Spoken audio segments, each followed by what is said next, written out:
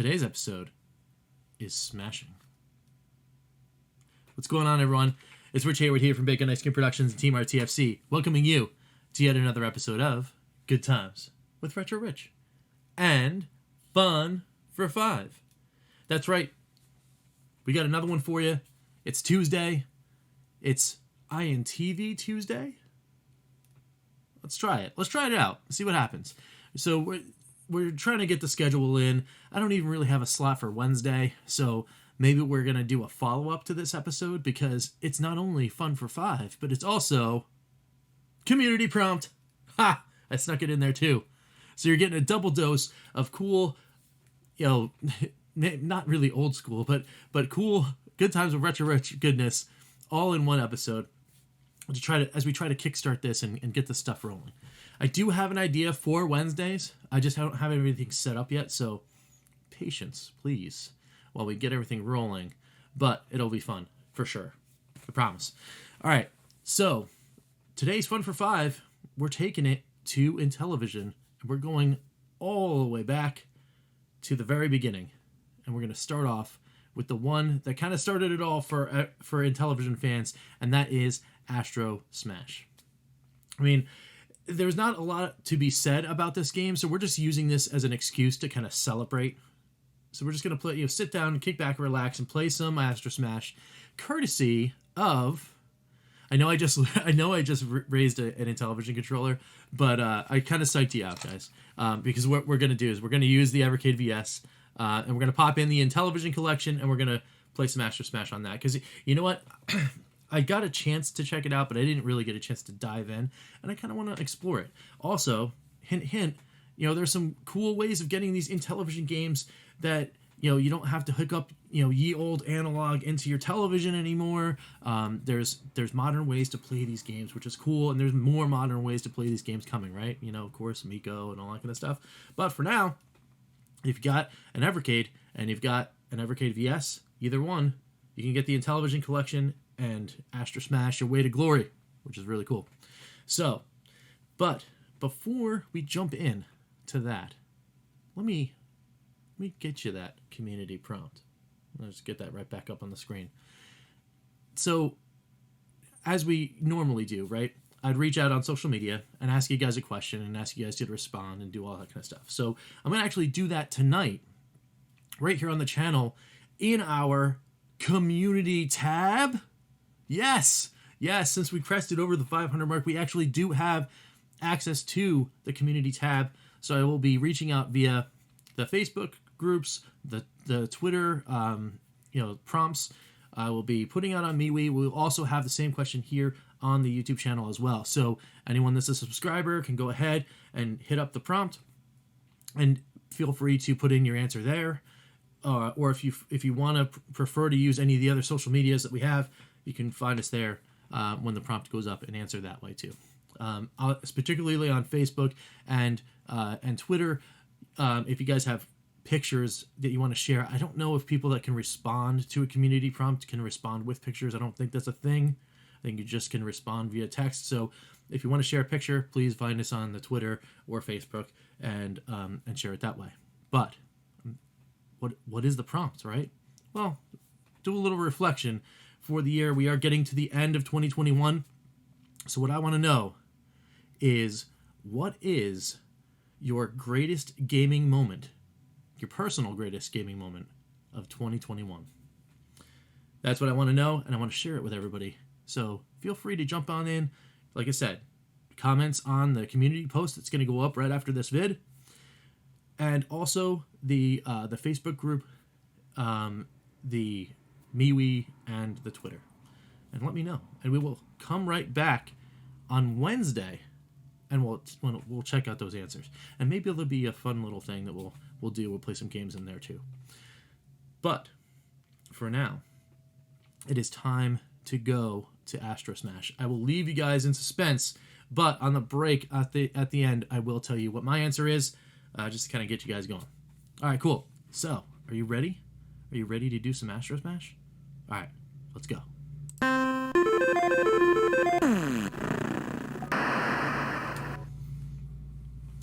All right, so we're loading up into Astrosmash here it is. Let's go. Now, I mean, again, what do I have to say about Astrosmash besides it's just an awesome game? Yes, there are some that goes, oh, well, it's just another Space Invaders clone, and yada, yada, yada, yada, yada. But this game is pretty rad. I mean, I like Space Invaders. You know, love that game.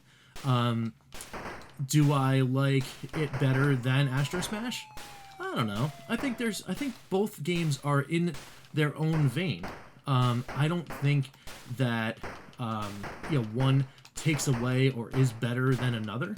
To be honest, I really think that they are two different types of shooter game. I don't think for a second that Astrosmash is the same, like literally the same type of game. Yes, they're shooters, kind of on rails where you have your guy on the bottom and you keep shooting upwards, and you have to prevent things from falling on the ground lest you lose a life. But it's not everything, right? Because you could have these little meteors hitting the ground all day long, or the asteroids, I should say, hitting the ground all day long, and it doesn't matter. I mean, you just keep having them hit the ground. It's no big deal. But it's these bombs that come up, right? That'll get you if you don't get that. If they hit the ground, you're gonna lose a life. So, but it's cool. It's kind of a chill, laid back game. Yeah, it gets a little frenetic. Yeah, things get a little heavy, and that kind of stuff. But it is still kind of a, you can get in a rhythm and go. Space Invaders, in my opinion, is a much more I don't know. I want to say like strategic game. Like there's a pattern. Oh, lost my first life. There is a pattern to the aliens' movements in Space Invaders. In fact, there is a time where everything is tied directly to the soundtrack, if so to speak, in the game background. The enemies move at a specific clip. They all do a they, like I said, they're moving in a specific way. They're reacting to specific things differently, and as the motion gets more frenetic, you can use those audio cues to help you do better. Where here is in Astrosmash, I mean, it really is just kind of like a thing that's just, things are just kind of randomly happening on the screen. You're not going to get every asteroid that falls. In fact, you're not supposed to, I don't think. But but there is still a strategy here where, you have to make sure you're getting these bombs before, they hit the ground and you die. There are things that are coming directly at you. So instead of the UFO enemy that you can get for bonus points, you have this thing just like streaking towards you, that heat-seeking missile kind of thing. You just got to keep watch for that. But everything else, I mean, if you know that the things are coming down too fast and you're not going to get it, and you're not going to get there, you got to get out. You just got to get out of the way. Yeah, and there's the hyperspace thing, and they can like warp around the screen and that kind of thing. But for me, when I'm playing, I just wind up finding that it's kind of just more fun to just chill out and just go back and forth. Now, is that the best strategy if you're trying to score chase? Oh no, absolutely not. You got to learn and get good, right? But but this game is rad. Now I will tell you this too. We're playing this on the Evercade DS right now, right? Oh my goodness, is this the feel of this game is absolutely incredible. Yes, I like it more. Oh my goodness, these guys are just coming fast and furious.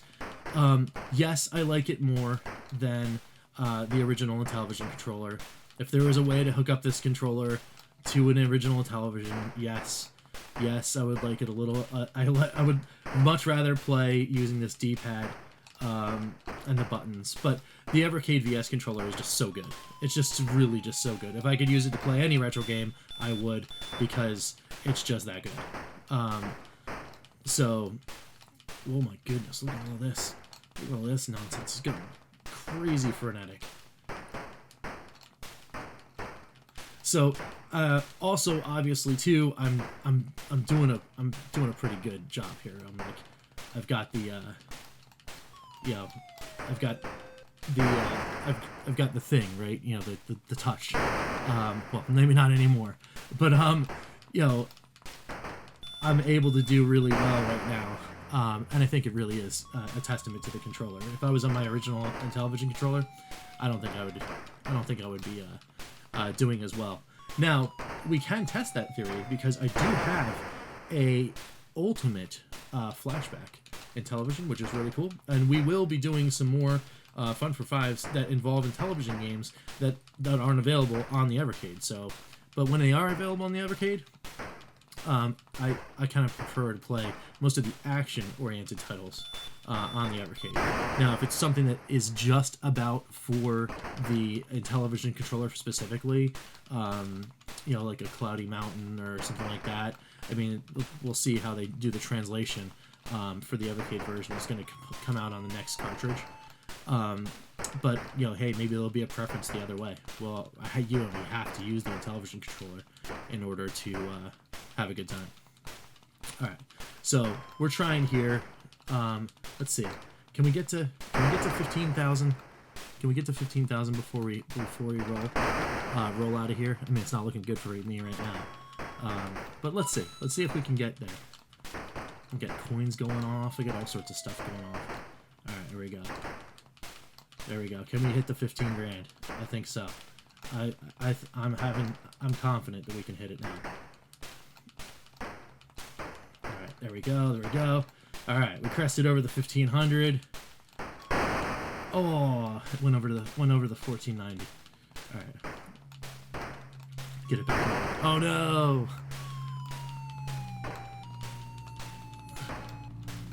There we go. Oh, just when I thought I had it again. There we go. There we go. Yeah, now we're really cooking with gas. All right, so we're well over the 1500. So let me just all right, let me just die out here. All right, at the 1560. I know we're just gonna keep going, but there is Astrosmash, folks. Let's go on to the wrap up and talk about this a little more.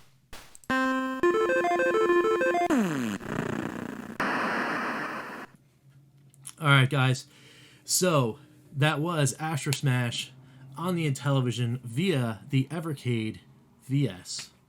And what is there to say, right?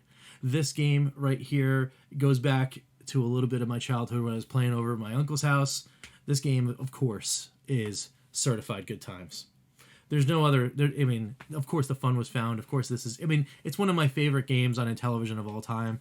It's just a really awesome game. There are some that I think are above. You know, like I feel very strongly above even Astrosmash. But the original Astrosmash on Intellivision is just it's a solid game, and I do like the Intellivision version very, very much. So now I'm betting you're gonna want to hear what that answer is. What is my number one gaming moment, personal gaming moment of 2021? Well, it was when I was able to go with my family to Easton, PA to participate in the Crayola Experience and have that whole weekend take place. So it's even before that, right? It was the Friday night before when I was over at the Retro Bros house, chilling out with them, helping them, be a part of setting up the event and, like doing all that kind of thing, meeting with Tommy, playing the games, all that kind of thing. But it really shined, on the Easton day because, my family was there, right? My wife was there. my kids were there. Like everybody's there, like able to take part in the whole fun, which is really cool. And even at the after event, they were still there to be able to play and share some cool quality moments. Seeing my son be so excited playing all those games when he was there at Easton was just it just cemented the fact that I just can't wait to get my hands on the system and play with family and friends here at the house. So like that's really what it was all about for me. And it was the coolest moment of 2021 for me because it was the first moment that everyone that was playing had a good time and had an experience that they could share. Now, they didn't like every single game that they played. It wasn't like this was the end-all be-all thing that was like for everyone all the time, but there was at least one experience for every single one of the players that came with me. Like every single one of my family members that played had a positive experience with at least one game. And that's hard to do.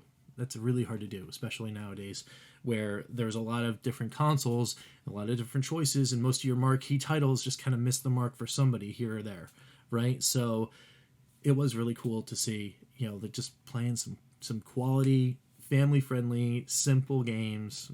It was really neat. So that, in and of itself, was my number one personal gaming experience of 2021. But what is yours? What is your personal gaming top of 2021? Is it going to be a cool launch that you guys were really excited about? Was it a cool system that you guys wound up getting? Maybe the VS or the Atari VCS or something like that in the retro world, or maybe it's a modern game. Maybe you guys finally got your hands on that PS5 or Xbox Series X, and now you're going to town on all those new games, and that's what you're excited about. I want to know. Let me know. Let me know down in the, like I said, in the comments in the Facebook group, the Twitter group, the MeWe group, and of course the community tab that we are launching here on the channel when that post goes live sometime before this. It's probably going to go before the video goes up, but fear not. I know you're not hearing the answers right now. We will be back tomorrow on Wednesday. That's Wednesday the 15th. And we will be going ahead and reading all those answers for you then. But until next time, we will catch you next time for some good times. I'm Rich, and we will see you later. Take it easy, guys. TeamRTFC.BaconIceCream.com